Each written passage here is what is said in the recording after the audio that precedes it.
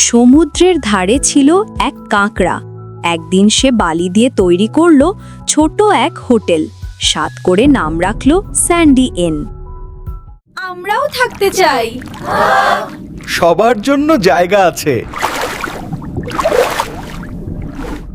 সমুদ্রের মাছেরা এলো কাঁকড়ার ছোট হোটেলে। তারা বলল, আমরাও থাকতে চাই।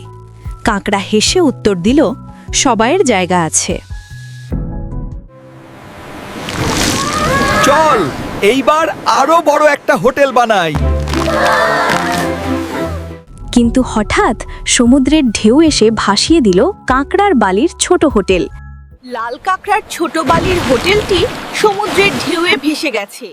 এই দেখে সব প্রাণীরা কাঁদতে লাগলো। এটা দেখে সব জলজ প্রাণী কাঁদতে শুরু করেছে। আশাবাদী কাঁকড়া তাদের বলল, চলো আবার হোটেল গড়ি, এইবার আরো বড়। সব প্রাণীরা মিলে তৈরি করলো নতুন বালির হোটেল।